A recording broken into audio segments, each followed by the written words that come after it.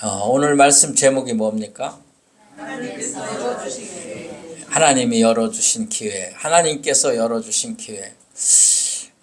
우리가 창세기서부터 제가 쭉 지금 창세기에 나타난 말씀들 가지고 설교를 하고 쭉 해서 열왕기상, 역대상하까지, 열왕기상하, 역대상하까지 끝나고 오늘은 에스라서에 왔습니다. 그래서 에스라서가 뭔가 그거를 제가 주보에다 다 써놨어요. 그러니까 꼭 한번 읽어보시도록 하고요. 에스라서는 모두 10장 정도밖에 안 돼요. 조그마해요. 아주 짧아요. 그래서 기회가 있을 때 집에 가셔서 한번 다 읽어보시도록 하면 좋겠습니다. 자, 이제 오늘 에스라서의 배경이 뭐며 오늘 말씀의 그 내용을 알려면 역사적인 배경을 알아야 돼요. 이제 에스라는 누구이고 또 에스라 시대에 어떤 일이 있었는가. 에스라는 하나님께서 그를 불러서 그 대제사장으로 쓰시고 또 학사라고도 불리고요. 이제 그 학사라는 말은 율법을 잘 가르치는 선생님이다. 그래서 이제 학사라고 합니다. 그 시대는 어느 시대인지 우리가 한번 역사적인 배경을 이해해야 오늘 말씀을 이해할 수가 있어요. 한번 보도록 하겠습니다. 시대는 어떻게 되냐면 여러분 아는 것처럼 여로보암과 르호보암, 솔로몬의 아들 둘 여로보암과 르호보암 때 나라가 분열됐다 그랬죠.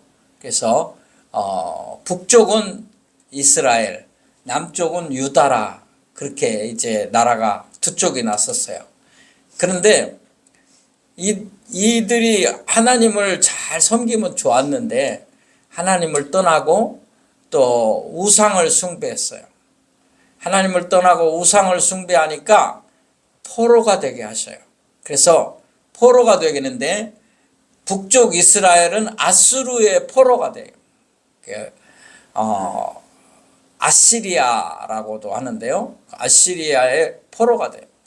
그리고 남쪽 유다 나라는 바벨론의 포로가 돼요. 바빌론이라고도 하고 바벨로니아라고도 하는 그 바벨론, 역사에 다 나오는 세계사에 나오는 나라들이에요. 그러니까 성경은 하나님이 말씀하신 내용인데 그 역사와 상충되지 않는다는 거죠. 세상 세계 역사 속에서 하나님이 일하셨다는 거예요. 그러니까 틀림없는 진리요 살아계신 하나님의 말씀인 줄로 믿습니다. 그래서 이제 바벨론의 포로로 이스라엘 백성 남쪽 유다 사람들이 가서 사는데 몇 년을 사냐 하면 70년을 살아요. 몇 년 살았다고요? 70년. 그러니까 바벨론에서 이 남쪽 유다 사람들이 70년을 지내요. 이 70년은 짧은 기간이 아닙니다. 한 사람의 인생이 끝나는 그런 기간인데요. 여러분 아셔야 할 게 있어요. 남의 나라에 가서 포로 생활을 하면 70년이 지나면 모든 것이 그 나라에 귀속될 수밖에 없는 그런 현실이에요. 우리나라가 일제강점기에 36년을 지배를 받았는데 제가 들어서 배워서 아는 건데요. 그 우리나라는 일본으로 포로로 잡혀간 게 아니에요. 우리나라에 있으면서 일본 사람들이 와서 지배를 한 거예요. 그죠? 그래도 36년을 지내면서 일본 사람들이 우리나라 말을 없애고 한글을 없애고 일본 말을 가르치고 일본어를 학교에서 가르쳤어요. 그래서 저의 부모 세대들은 일본 말을 좀 다 해요. 그리고 우리는 일본 말을 몰라도 단어 같은데 일본 말이 많이 있어요. 그래서 그 잔재가 아직도 남아 있어요. 여러분이 다 아는 거 얘기하면 도시락을 벤또 또 나무젓가락을 와리바시 우리는 일제강점기를 안 겪었는데도 일본 말이 아직도 존재해요. 그러니까 70년을 우리나라에서 지낸 게 아니라 외국으로 포로로 잡혀가서 다른 나라 말을 하는 사람들 속에서 살았다. 그러면 다 바뀔 수밖에 없어요. 그리고 70년이 지나면 거의 처음에 온 사람들, 잡혀온 포로들 다 죽고 어려서 온 사람들하고 거기 가서 태어난 사람들이 다 이제 자리를 잡은 그런 것을 여러분이 기억해야 돼요. 그런데 역사에 보면 이 바빌론이라는 대강국인데, 이 바벨론이 이 대강국인데 하루아침에 망해요. 그 망하는 게 바사예요. 바사라는 나라의 왕이 고레스인데 이 나라에 의해서 바벨론이 망해요. 그 바사라는 나라는 우리가 정확히 얘기하면 페르시아예요. 그러니까 세계사에 나오는 페르시아에 의해서 망해요, 바벨론이. 그러니까 새로운 나라가 시작이 돼요. 그 나라가 뭐냐면 바사다, 페르시아다. 근데 그 초대 왕이 누구냐면 고레스예요. 고레시우스라고 하는 왕이 돼요. 그리고 이 사람이 말하기를 돌아가라. 이스라엘 유다 백성들을 해방시키는 거예요. 돌아가라. 그래서 1차 귀국을 하게 되는데 1차 귀국은 수룹바벨이라는 사람이 인도하에 돌아와요. 2차 귀국은 학사 대제사장이라고 불리우는 오늘 본문의 제목인 에스라. 에스라가 데리고 이제 그 에스라서 성경이에요. 우리가 에스라가 어디 있는지도 잘 몰라요. 짧아가지고. 근데 여기 있구나. 그래서 에스라가 데리고 돌아와요. 근데 이 일이 이렇게 포로가 귀환하는 일이 돌아오는 일이 하나님께서 열어주신 기회였다 그 말이에요. 오늘 제가 그 얘기를 하려고 하는 거예요. 70년이면 다 잊어버릴 수밖에 없고 바뀌어도 한참 바뀔 수밖에 없는 세월이 흘렀는데 하나님은 안 버리시고 계셨어요. 이 유다 백성을 안 버리고 계셨어요. 그래서 하나님께서 돌아갈 기회를 주셨다는 거죠. 자, 고레스 왕을 사용하여 하나님께서 귀환시키는 귀국의 기회를 열어주셨다 그 말이에요. 오늘 본문 에스라 1장 1절에 보면 생각도 못하던 때에 하나님이 하신 걸 알 수 있어요. 자, 에스라 1장 1절 같이 보시기 바랍니다. 저를 따라오셔야 졸리지도 않고 또 은혜 받습니다. 자, 같이 읽습니다. 시작. 바사왕 고레스 온전에 여호와께서 예레미야의 입을 통하여 하신 말씀을 이루게 하시려고 바사왕 고레스의 마음을 감동시키심에 그가 온 나라에 공포도 하고 조소도 내려 이르되. 이 말이 뭐예요? 바사왕 그 사람이 고레스가 첫 번 임금이 됐는데 원년에 무슨 일이 일어나느냐? 여호와 하나님께서 고레스의 마음을 감동을 시켜요. 그리고 공포를 해라. 그래가지고 이스라엘 백성을 돌려보내라. 유다 백성을 돌려보내라. 그렇게 한 거예요. 하나님이 기회를 주신 줄로 믿습니다. 하나님께서 열어주신 거예요. 하나님이 여기 분명히 개입했어요. 감동. 바사왕 고레스의 마음을 감동시켰다 그러잖아요. 감동시켰다. 사랑하는 성도 여러분, 우리가 생각하지도 못하던 때, 꿈도 꾸지 못하던 때 하나님께서는 기회를 열어주시는 그런 분이심을 믿으시기 바랍니다. 70년이 지났으니까 우리가 언제 고향으로 가겠냐? 이젠 여기 살다 죽어야지. 그런 생각이 많이 들고 갈 수도 없고 갈 기회도 생기지 않을 것이다. 전혀 꿈도 꾸지 않았던 그때에 하나님께서 기회를 주신 줄로 믿습니다. 어떻게 기회를 줬는지 보겠습니다. 첫 번째, 돌아가서 무너진 성전을 건축하라. 이거는요, 하나님께서 간섭하신 거예요. 하나님께서 기회를 주신 거예요. 너희 목적이 뭐냐? 돌아가서 무너진 성전을 건축해라. 바벨론이 이 남쪽 유다를 침략했을 때 성전이 다 무너졌어요. 그러니까 지금 가서 건축을 해라. 에스라 1장 2절입니다. 같이 읽겠습니다.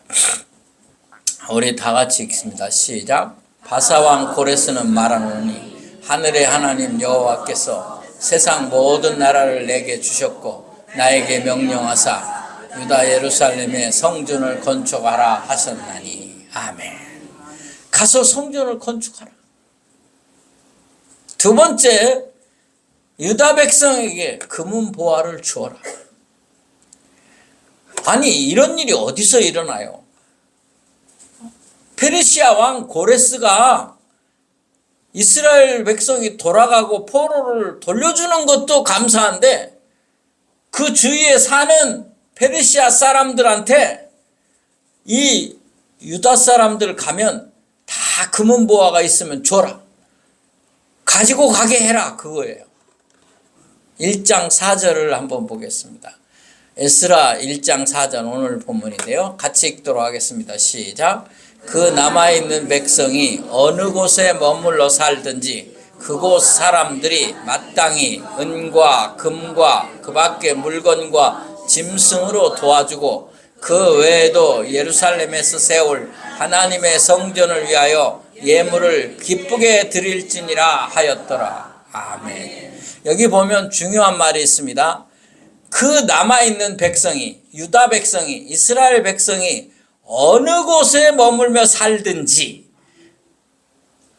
바벨론에 와서 여러 지방에 아무래도 살다 보면 흩어졌을 거 아니에요. 그러니까 어디서 살든지 그곳 사람들은 이스라엘 유다 사람들에게 마땅히 은과 금을 주어라. 그리고 짐승도 주어라. 그리고 물건도 주어라. 그거 가지고 가게 해라. 왕이 명령을 내리는 거예요. 여러분, 있을 수 없는 일이에요. 그래서 페르시아 사람들이, 이 바사 사람들이 유다 백성이 포로에서 귀환하였을 때, 돌아갈 때 금은 보화와 물건과 짐승, 식구가 해야 되니까 짐승까지 줬다는 거예요. 하나님께서 간섭하시고 하나님께서 열어주신 기회인 줄로 믿습니다. 그 다음에 마지막 또 보면 이런 말씀까지 있어요. 세 번째, 하나님께서 어떻게 했느냐? 바사왕 고레스의 마음을 어느 때까지 열었느냐 하면 느부갓네살 왕이, 바벨론 느부갓네살 왕이 약탈해 왔던 예루살렘 성전의 그릇도 다 돌려줘라. 여러분, 한 번쯤은 들어서 알 건데 바벨론이라는 나라가 이스라엘을 침공해서 예루살렘 성전을 무너뜨리고 그 안에 있던 제사에 쓰는 그릇들을 다 빼앗아 가지고 갔어요. 그때 왕이 누구냐면 느부갓네살. 한 번쯤 들어봤을란가 몰라. 다른 사람 이름은 좀 어려워도 느부갓네살은 좀 쉬워요. 느부갓네살. 너 아버지 간 내먹냐 살. 뭐 엉터리로 제가 했지만 좀 기억하기 좋으라고. 이 느부갓네살 왕이 예루살렘 성전에 그릇 함부로 손대면 안 되는 거 다 가지고 왔어요. 그래가지고 자기 나라 신당, 자기들도 이렇게 뭐 신을 섬길 거 아니에요. 그러니까 그 안에다 다 넣어놨어요. 그런데 느부갓네살의 아들이 벨사살인데 느부갓네살이 죽고 벨사살이 왕이 돼요. 그 아들이 왕이 된 다음에 잔치를 한번 하는데 무슨 짓을 했느냐면 우리 신당에 있는 저 이스라엘 양쪽 유다의 예루살렘 성전에서 훔쳐 가지고 온, 뺏어 가지고 온 성전 그릇들을 다 꺼내와라. 그리고 거기에다가 음식을 담아 가지고 먹고 흥청망청 술을 마시고 막 그런 짓을 해요. 그때 여러분 한 번쯤 들어봤을란가 몰라. 벽에 손가락이 나타나서 글씨를 써요. 그 해석할 사람이 없는 거예요. 그때 다니엘이라는 사람이 해석을 했는데 이제 너는 죽을 것이다. 그래서 벨사살이 죽고 나라가 망하고 바사 페르시아라는 나라가 세워진 거예요. 그래서 고레스 왕이 드디어 이렇게 그 그릇도 다 가지고 가라고. 아까 우리 권사님이 성경 봉독할 때 금그릇이 몇 개요, 은그릇이 몇 개요 쫙 나오죠. 다 가지고 가요. 자, 여기서 우리는 하나님의 역사를 봐야 됩니다. 하나님의 일하심을 봐야 합니다. 하나님께서 어떻게 기회를 열어주셨는가를 봐야 합니다. 자, 이스라 1장 6절 7절 한번 읽어보겠습니다. 우리 같이요. 시작. 그 사면 사람들이 은그릇과 금과 물품들과 짐승과 보물로 덮고 그 애에도 예물을 기쁘게 드렸더라. 고레스 왕이 또 여호와의 성전 그릇을 꺼내니 옛적 느부갓네살이 예루살렘에서 옮겨다가 자기 신들의 신당에 두었던 것이라. 아멘. 여기 보면 아무리 왕이 명령해도 그 바벨론 페르시아에 있는 사람들이 줘야 되는 거예요. 근데 여기 보면 금과 은과 물품과 짐승과 이런 걸로 다 기쁘게 드렸더라고 돼 있어요. 이게 하나님이 열어주신 기회라는 거예요. 하나님이 감동시켰기 때문에 이런 일이 일어나는 거예요. 상상도 못할 일들이 일어나요. 그리고 성전의 그릇도 다 꺼내서 줬더라고요. 오늘 하나님이 하신 일에 대해서 여러분이 깨달아야 돼요. 하나님이 하시면 이런 일들이 일어나는구나. 하나님께서 하시면 나에게도 기회가 열리겠구나. 그래서 제가 하는 말이 아니에요. 시편에 보면 이런 말씀이 있어요. 시편 126편 1절 3절을 보겠습니다. 다 같이 읽어보도록 하겠습니다. 시작. 여호와께서 시온의 포로를 돌려보내실 때 우리는 꿈꾸는 것 같았도다. 그때 우리 입에는 웃음이 가득하고 우리 혀에는 찬양이 찼었도다. 그때 문나라 가운데서 말하기를 여호와께서 그들을 위하여 큰 일을 행하셨다 하였도다. 여호와께서 우리를 위하여 큰 일을 행하셨으니 우리는 기쁘도다. 아멘.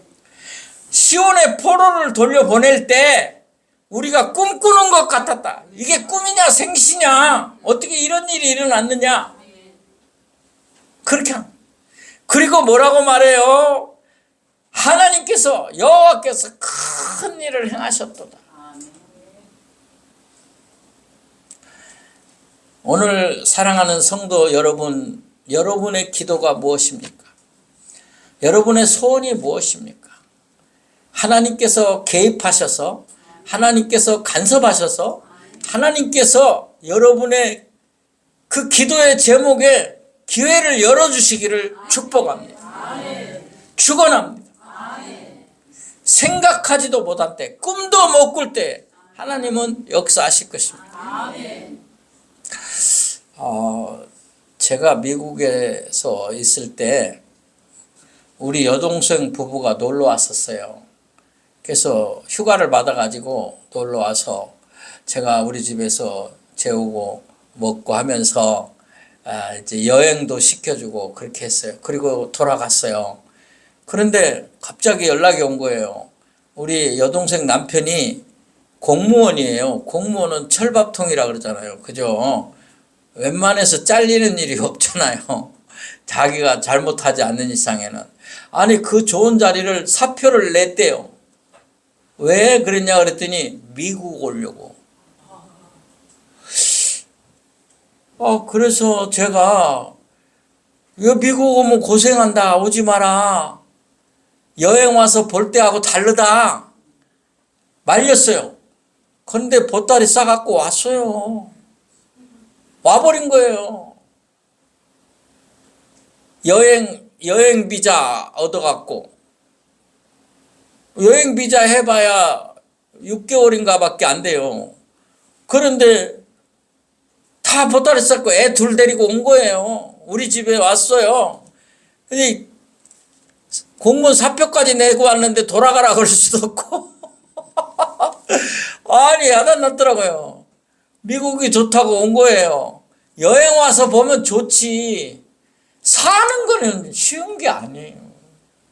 여행 오면야, 구경 다니니까, 야, 이렇게 좋은 나라가 있는가. 진짜 그래요. 그런데 사는 거는, 먹고 사는 거는 쉬운 일이 아니에요. 어디나. 더 힘들죠. 말도 틀리지. 내가 배운 거 갖고 거기서 써먹을 수도 없지. 정말 쉽지 않은 거예요. 근데 돌려보낼 수도 없고 또 동생이 왔으니 어떻게 해요. 그래서 우리 집에서 한 달을 살면서 애들 내가 학교 보내주고 또 이제 집도 알아보고 이렇게 하고 운전면허 따는 것도 알아보고 다 이렇게 이제 해줬어요. 다 해주고 그다음에 이제 한 달을 우리 집에서 살다가 이제 독립을 해서 나갔어요. 그렇게 해서 살았는데 저는 별 좋은 소리를 못 들었어요. 이거 우리 여동생이 안 들어야 되는데 그렇게 좋은 소리를 못 들었어요. 내가 다 해줬어도. 근데 나중에 아주 나중에 아이들이 다 크고 그 다음에 제가 먼저 한국으로 나오고 걔네들은 그냥 살고 근데 미국 방문을 제가 했을 때 만났어요. 아이들이 다 큰 다음에 이제 다 이제 자리 잡고 사는 때 가서 만났더니 우리 그 제부가 여동생 남편이 형님 목사님 감사합니다. 형님 덕분에 저희가 이렇게 살고 있습니다. 그렇게 말을 하더라고요. 그래서 내가 오래 살고 봐야 되겠구나. 그런데 또 그 아들이랑 그 딸이 외삼촌 고마워요. 외삼촌 때문에 우리가 미국 와서 살아서 이렇게 잘 되었어요. 또 그렇게 말하더라고요. 그래서 저 오래 살아야 되겠구나. 우리 여동생 딸이 치과 의사가 됐어요. 초등학교 3학년 1학년짜리가 와가지고 그리고 그 아들은 은행에 취직해가지고 아주 높은 자리에 있었어요 그때. 근데 저한테 그렇게 자기 여자친구까지 데리고 와서 우리 외삼촌이야. 이분 때문에 우리가 미국에 왔어. 얼마나 고마운지 몰라. 막 소개를 하는 거. 그래서 제가 그랬어요. 속으로 내가 한 게 아니고 하나님이 열어주신 기회다. 하나님이 너희 가정에 축복하신 것이다. 저는 심부름만 한 거예요. 하나님이 하시면 하나님이 열어주시면 우리가 상상도 못할 꿈에도 그리지 못하는 일들이 일어날 줄로 믿습니다. 여러분 대에 일어나야 되겠고 또 여러분 자녀들 손에서도 손주들까지도 하나님이 축복의 기회를 열어주시기를 축원합니다. 하나님이 하시면 틀림없이 역사가 일어날 줄로 믿습니다.